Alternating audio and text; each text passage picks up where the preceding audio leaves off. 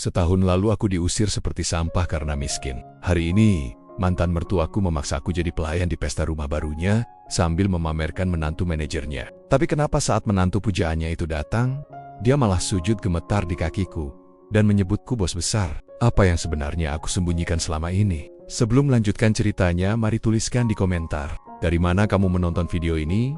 Semoga yang sudah subscribe channel Hakikat Kisah, kami doakan dimudahkan urusannya, dilancarkan rezekinya, disehatkan badannya, dan dikabulkan semua doanya. Amin. Mari kita mulai ceritanya.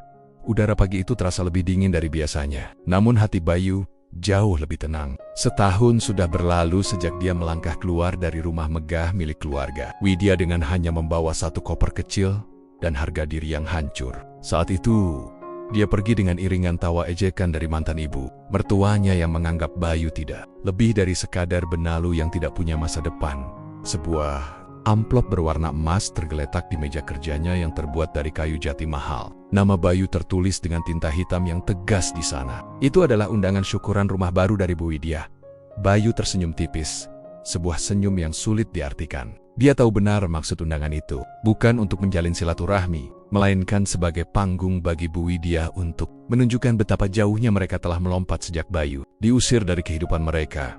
Bayu berdiri dan berjalan menuju jendela besar di kantornya yang terletak di lantai paling atas gedung pencakar langit pusat kota. Di bawah sana, mobil-mobil terlihat kecil seperti mainan. Setahun ini, dunia Bayu telah berubah total. Dia bukan lagi pria yang harus menahan lapar demi membelikan tas mewah untuk istrinya yang tidak tahu terima kasih. Dia telah mengambil alih kerajaan bisnis yang selama ini dia bangun secara dayam-dayam di balik layar. Asisten pribadinya masuk dengan sopan, memberikan laporan bahwa akuisisi perusahaan properti terbesar di kota itu telah selesai. Bayu mengangguk pelan. Lucunya, perusahaan yang baru saja dia beli adalah tempat di mana menantu baru mantan mertuanya bekerja. Dunia memang sempit, dan keadilan seringkali datang dengan cara yang tidak terduga. Dia mengambil undangan itu dan memasukkannya ke dalam saku jas. Bayu tidak berniat memakai pakaian yang terlalu mencolok. Dia hanya ingin datang sebagai Bayu yang dulu mereka kenal, seorang pria yang mereka anggap miskin dan tidak berguna. Dia ingin melihat seberapa jauh kesombongan manusia bisa melangkah sebelum akhirnya jatuh ke tanah ibu mertuanya. Atau yang lebih tepat disebut Bu Widya, selalu merasa bahwa uang adalah segalanya. Baginya, martabat seseorang diukur dari merek sepatu yang dipakai atau mobil yang terparkir di garasi. Bayu ingat betul bagaimana wanita itu sering membuang makanan yang dia masak hanya karena dia hanya mampu membeli bahan-bahan dari pasar tradisional. Kenangan itu tidak lagi menyakitkan, tapi menjadi pengingat bahwa ada beberapa orang yang memang tidak pantas mendapatkan kebaikan. Sore harinya, Bayu mengemudikan sendiri mobil tua yang sengaja dia simpan untuk maman-maman seperti ini. Dia memarkirkan kendaraannya agak jauh dari rumah baru Bu Widya, yang terlihat sangat mencolok dengan pilar-pilar besar dan lampu kristal yang bersinar dari luar. Suara musik dan tawa riuh terdengar sampai ke jalanan. Saat Bayu melangkah masuk ke halaman rumah, beberapa tamu memandangnya dengan tatapan heran. Dia hanya memakai kemeja polos dan celana kain biasa, sangat kontras dengan para tamu lain yang memakai gaun dan setelan mewah. Dari kejauhan, dia bisa melihat Bu Widya sedang tertawa lebar sambil memegang segelas minuman. Dikelilingi oleh teman-temannya yang sama angkuhnya, mata Bu Widya kemudian tertuju pada Bayu. Senyum ramahnya seketika berubah menjadi seringai meremehkan. Dia berjalan mendekat dengan langkah yang dibuat-buat anggun, seolah ingin menunjukkan bahwa dialah penguasa di rumah ini. Bayu berhenti melangkah dan menunggu wanita itu sampai di hadapannya. Wah, lihat siapa yang datang. Suara Bu Widya terdengar melengking, cukup keras untuk menarik perhatian orang-orang di sekitar mereka. Saya pikir kamu tidak akan punya keberanian untuk muncul di sini, Bayu. Bagaimana kabarmu? Masih mencari sisa makanan di pinggir jalan? Bayu hanya tersenyum tenang, tanpa sedikit pun rasa tersinggung di wajahnya. Dia menatap mata wanita itu dengan sorot yang dalam. Bu Widya tampak sedikit terusik dengan ketenangan Bayu. Namun dia segera menepis perasaan itu dengan tawa yang lebih keras lagi. Bagi Bu Widya, diamnya Bayu adalah tanda bahwa pria itu memang sudah kalah dan tidak punya daya lagi untuk melawan. Hinaan pertama telah dilontarkan, dan pesta baru saja dimulai. Bayu tahu ini akan menjadi malam yang panjang, namun dia sudah siap untuk menikmati setiap detiknya hingga tirai penutup dijatuhkan. Widya berdiri tepat di depan Bayu, sambil melipat tangan di dada. Matanya menyisir penampilan Bayu dari ujung kepala hingga ujung kaki, dengan tatapan yang sangat menghina. Di matanya, kemeja kain yang dipakai Bayu adalah simbol kegagalan. Meskipun sebenarnya kemeja itu terbuat dari katun premium yang harganya setara dengan cicilan motor. Bagi wanita seperti Bu Widya, jika tidak ada logo merek ternama yang menonjol, maka barang itu dianggap sampah. Kerumunan tamu mulai berbisik-bisik. Beberapa dari mereka adalah kerabat jauh yang dulu pernah melihat Bayu saat masih menjadi suami Siska, anak Bu Widya. Mereka menatap Bayu dengan rasa kasihan yang dibuat-buat, seolah melihat sebuah kecelakaan di pinggir jalan yang menyedihkan, namun menarik untuk ditonton. Bu Widya merasa di atas angin. Dia menikmati perhatian itu dan merasa perlu memberikan pertunjukan tambahan bagi para tamunya. Tanpa diduga, Bu Widya memanggil salah satu pelayan catering yang sedang membawa nampan berisi gelas-gelas kosong. Dia kemudian menoleh kembali kepada Bayu dengan senyum licik yang menyakitkan. Dia mengatakan bahwa salah satu petugas kebersihan di acara itu mendadak sakit dan meminta Bayu untuk menggantikannya jika ingin tetap tinggal dan mencicipi makanan mewah di sana. Kalimat itu diucapkan dengan nada yang sangat merendahkan, membuat beberapa tamu tertawa kecil di balik telapak tangan mereka. Bayu tidak marah. Dia justru merasa geli melihat betapa dangkalnya pemikiran wanita di hadapannya ini. Dia menerima nampan kosong yang disodorkan pelayan itu tanpa membantah sepatah kata pun. Sikap diam Bayu dianggap sebagai kepasrahan oleh Bu Widya. Dia merasa telah berhasil mengginjak harga diri mantan menantunya itu hingga lumat ke tanah. Dia memerintahkan Bayu untuk segera berkeliling memunguti sampah dan gelas bekas di area taman belakang tempat para tamu berkumpul.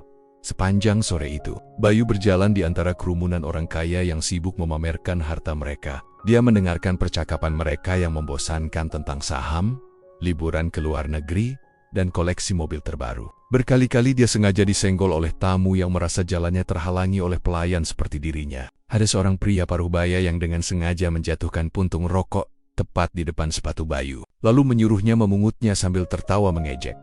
Bayu melakukannya dengan tenang. Setiap hinaan yang dia terima justru membuatnya semakin yakin bahwa keputusannya untuk menghancurkan mereka nanti adalah hal yang benar. Dia sempat berpapasan dengan Siska, mantan istrinya, yang sedang berdiri dengan gaun merah menyala yang sangat ketat. Siska menatap Bayu dengan rasa jijik yang luar biasa, seolah-olah melihat kotoran yang menempel di dinding rumah barunya. Dia bahkan tidak mau menyapa dan justru membuang muka sambil merangkul lengan seorang wanita lain, menceritakan betapa bersyukurnya dia bisa lepas dari pria miskin seperti Bayu.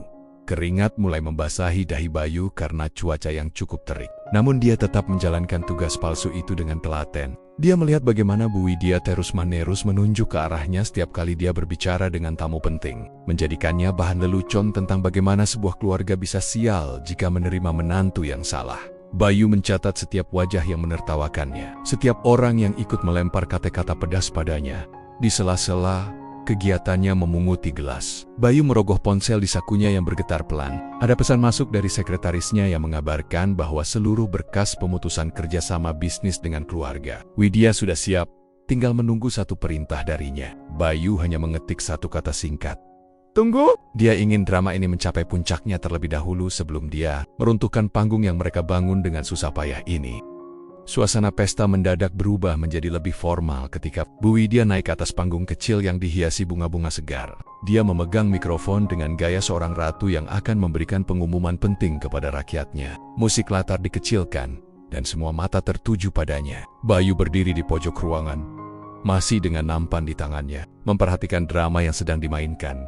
Bu Widya mulai berbicara dengan suara yang dibuat sedu-sedan, menceritakan masa-masa sulitnya saat harus menanggung beban memiliki menantu yang tidak berguna. Dia menceritakan bagaimana rumah lamanya dulu hampir disita karena kemiskinan. Sebuah cerita bohong yang sengaja dikarang untuk mendramatisir keadaan. Namun kemudian, suaranya berubah menjadi ceria dan penuh kebanggaan saat dia mulai menyebutkan nama menantu barunya, Aris. Dia memperkenalkan Aris sebagai sosok pahlawan. Seorang pria muda jenius yang menjabat sebagai manajer di sebuah perusahaan multinasional ternama. Bu Widya memuji betapa murah hatinya Aris yang telah membiayai pembangunan rumah mewah ini dan memberikan kehidupan yang layak bagi Siska.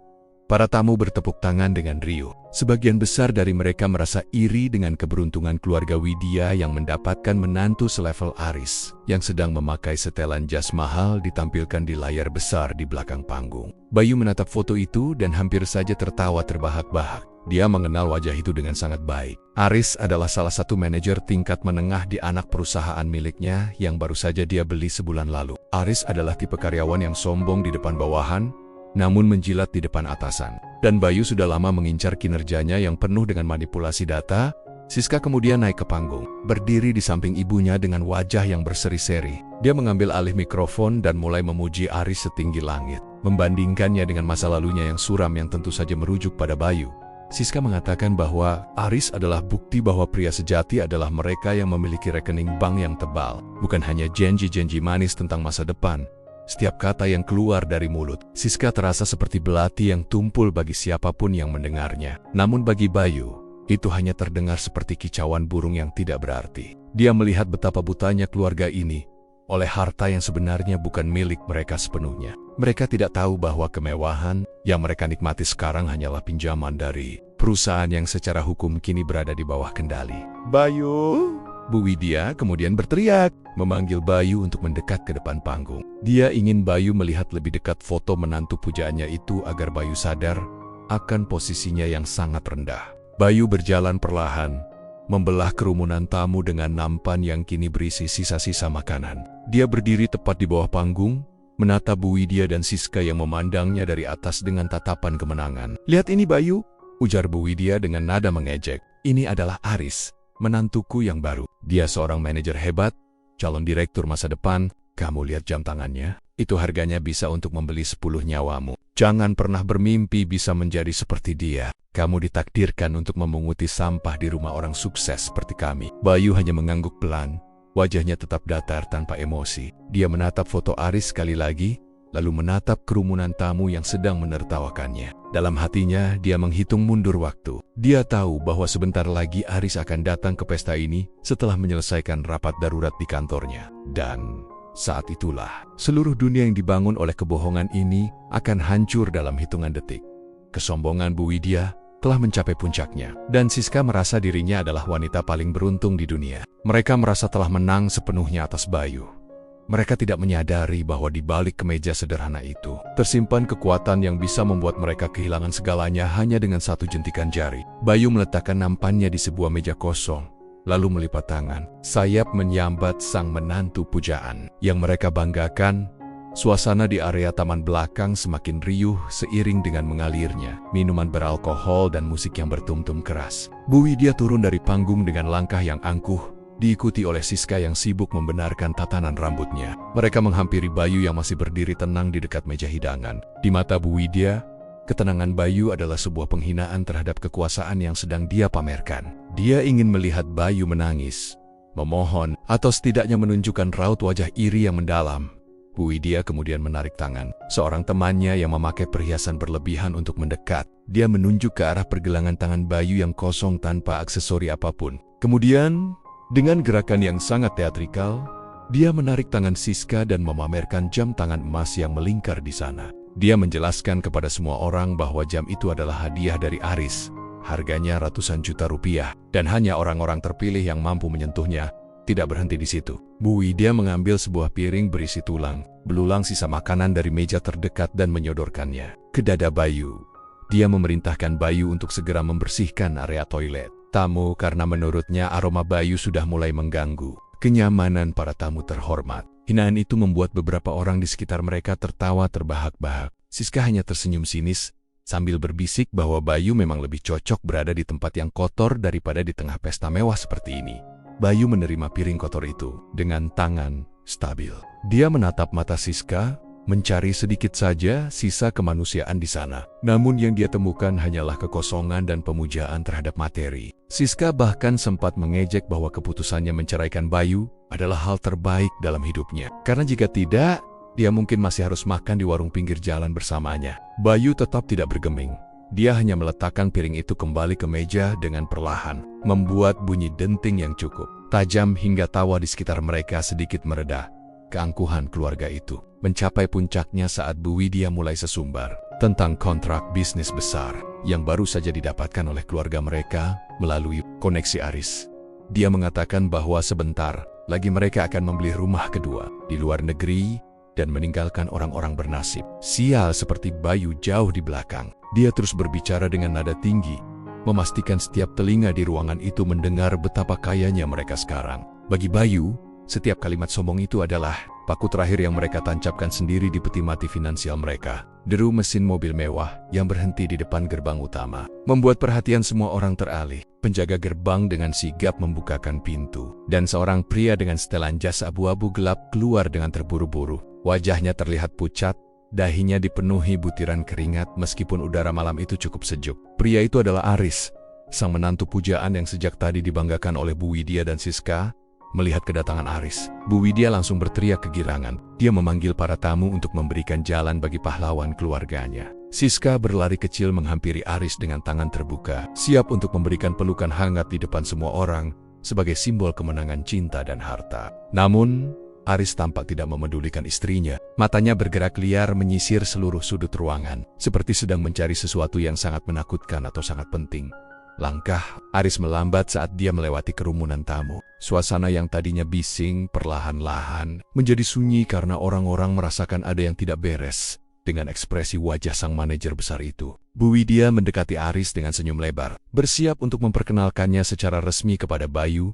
Sebagai bentuk penghinaan terakhir, dia menarik lengan Aris dan membawanya tepat ke hadapan Bayu yang masih berdiri dengan tenang di sudut remang-remang. "Aris, sayang, lihat siapa yang datang," ucap Bu Widya dengan suara yang dibuat buit manis, namun penuh racun. "Ini si pecundang yang sering ibu ceritakan. Dia datang untuk mengemis makanan di pesta kita. Coba beri dia sedikit pelajaran tentang bagaimana rasanya menjadi orang sukses sepertimu, agar dia tahu diri dan tidak bermimpi terlalu tinggi." Siska ikut menimpali sambil memegang lengan Aris yang terasa kaku seperti batu. Dia mengejek Bayu dengan mengatakan bahwa Aris adalah pria yang sebenarnya, jauh berbeda dengan Bayu yang hanya bisa memberinya kesengsaraan. Namun, Aris sama sekali tidak mengeluarkan suara. Wajahnya yang semula pucat kini berubah menjadi putih pasi, seolah seluruh darah telah tersedot keluar dari tubuhnya. Dia menatap Bayu dengan mata yang membelalak lebar karena rasa terkejut yang luar biasa.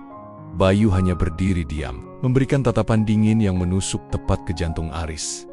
Tidak ada sapaan, tidak ada senyuman. Keheningan itu terasa sangat mencekam, membuat bulu kuduk para tamu yang berdiri di dekat mereka meremang. Bu Widya yang merasa heran dengan reaksi dia menantunya mulai mengguncang bahu Aris, bertanya mengapa dia tidak segera menghina Bayu.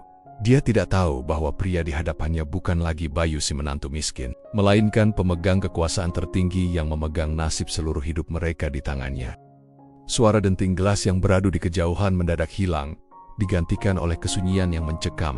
Aris masih berdiri mematung, namun lututnya mulai bergetar hebat. Di hadapannya, Bayu berdiri dengan sikap tenang yang mengerikan, seolah-olah dia adalah hakim yang sedang menunggu waktu untuk menjatuhkan vonis mati. Bu Widya yang tidak peka akan situasi itu justru semakin mendesak Aris untuk berbicara dan memaki Bayu lebih keras lagi. Tiba-tiba, sebuah pemandangan yang tidak pernah dibayangkan oleh siapapun terjadi. Aris, pria yang baru saja dipuja-puja sebagai manajer besar dan penyelamat keluarga, jatuh tersungkur. Bukan karena pingsan, melainkan karena dia sengaja menjatuhkan dirinya di atas lantai yang dingin. Dia bersujud dengan dahi menyentuh sepatu kusam milik Bayu. Suara isak tangis ketakutan mulai keluar dari mulutnya, membuat seluruh tamu undangan terkesiap kaget. Tuan Bayu, mohon maafkan saya." Suara Aris bergetar hebat, nyaris tidak terdengar namun cukup jelas di tengah kesunyian itu. "Saya tidak tahu kalau Anda berada di sini. Saya benar-benar tidak tahu bahwa keluarga ini telah berbuat kurang ajar kepada Anda. Tolong jangan hancurkan saya. Tuan, saya hanya menjalankan perintah." Bu Widya terbelalak. Matanya hampir keluar dari kelopaknya melihat menantu kebanggaannya bersimpuh di kaki pria yang baru saja dia suruh membersihkan toilet. Siska pun mematung dengan wajah pucat pasi. Tangannya yang tadi merangkul Aris kini tergantung lemas di udara. Dia berusaha menarik Aris untuk berdiri, namun Aris justru menepis tangan istrinya dengan kasar, seolah-olah Siska adalah pembawa sial yang sangat berbahaya baginya. Aris mulai meracau dengan nada putus asa, menjelaskan kepada semua orang di sana bahwa Bayu adalah pemilik baru dari holding perusahaan pusat. Dia baru saja menerima surat resmi bahwa seluruh saham perusahaan tempatnya bekerja telah dibeli oleh sebuah konsorsium raksasa yang dipimpin oleh Bayu. Aris tahu betul bahwa satu kata saja dari mulut Bayu, maka karier dan hidupnya akan berakhir saat itu juga. Dia bahkan menyebutkan bahwa rumah mewah tempat mereka berpesta sekarang dibiayai oleh pinjaman kantor yang jaminannya adalah surat keputusan pengangkatannya yang baru saja dibatalkan secara sepihak oleh sistem pusat. Widya merasa dunianya berputar dengan sangat cepat. Rasa malu yang luar biasa menghantamnya tepat di depan ratusan tamu terhormat yang tadi dia suapi dengan kesombongan. Jantungnya berdegup kencang, napasnya terasa sesak, dan pandangannya mulai kabur. Sebelum sempat mengucapkan sepatah kata pembelaan, tubuh Bu Widya limbung dan jatuh pingsan di atas panggung, tepat di samping foto Aris yang masih terpampang besar. Namun, Bayu tidak bergeming sedikit pun untuk menolong. Dia hanya menatap pemandangan itu dengan mata sedingin es. Bayu menarik kakinya perlahan agar tidak lagi tersentuh oleh tangan Aris yang gemetar. Dia menarik napas panjang, lalu merogoh ponsel dari saku kemejanya. Tidak ada lagi raut wajah pelayan sabar yang tadi memunguti sampah. Kini yang berdiri di sana adalah seorang penguasa tunggal yang memiliki kendali penuh atas nasib ekonomi keluarga Widya. Dia menekan sebuah tombol di ponselnya dan menyalakannya pada mode pengeras suara agar semua orang bisa batalkan seluruh kontrak pengadaan bahan baku dengan perusahaan konstruksi milik keluarga Widya, ujar Bayu dengan suara yang sangat datar namun penuh otoritas. Tarik semua fasilitas kendaraan dan tutup akses kredit mereka di bank mitra kita mulai detik ini. Don satu lagi, pecat Aris secara tidak hormat karena penyalahgunaan wewenang dan manipulasi data perusahaan. Pastikan dia masuk dalam daftar hitam di seluruh industri ini. Siska menjerit histeris mendengar perintah itu. Dia mencoba mendekati Bayu, mencoba memegang tangan mantan suaminya itu sambil menangis meraung-raung. Dia memohon agar Bayu mengingat masa-masa mereka bersama, meminta maaf atas segala penghinaan yang telah dia dan ibunya lakukan. Namun, Bayu hanya menepis tangan Siska dengan gerakan yang halus namun tegas. Baginya, rasa iba sudah lama mati di hari dia diusir seperti anjing jalanan dari rumah ini setahun yang lalu. Bayu menatap berkeliling ke arah para tamu yang tadi ikut menertawakannya. Mereka semua menunduk ketakutan, tidak berani menatap mata pria yang baru saja menghancurkan sebuah keluarga hanya dengan satu panggilan telepon. Bayu kemudian berjalan menuju meja di mana nampan gelas kotor tadi dia letakkan. Dia mengambil kunci mobil tuanya dan berjalan menuju pintu keluar tanpa mengucapkan salam perpisahan. Dia sudah menyelesaikan urusannya di tempat itu. Di belakangnya, suasana pesta berubah menjadi neraka. Para petugas keamanan perusahaan yang baru saja menerima perintah langsung datang untuk menyita mobil-mobil mewah yang terparkir di halaman. Pihak bank pun langsung mengirimkan pesan pemberitahuan tentang pembekuan seluruh rekening mereka karena adanya dugaan pelanggaran kontrak. Rumah mewah yang baru saja diresmikan itu seketika terasa seperti penjara yang siap menelan mereka bulat-bulat. Aris masih terduduk di lantai, meratapi nasibnya yang hancur seketika. Siska terus berteriak memanggil nama Bayu. Namun Bayu sudah masuk ke dalam mobil tuanya. Dia menghidupkan mesin, lalu perlahan meninggalkan gerbang megah itu. Di Kokaspion, dia melihat rumah itu semakin mengecil, sama seperti dendam di hatinya yang kini sudah menguap habis. Dia tidak merasa senang, tapi dia merasa lega karena beban masa lalu itu telah benar-benar dia letakkan di tempat yang seharusnya.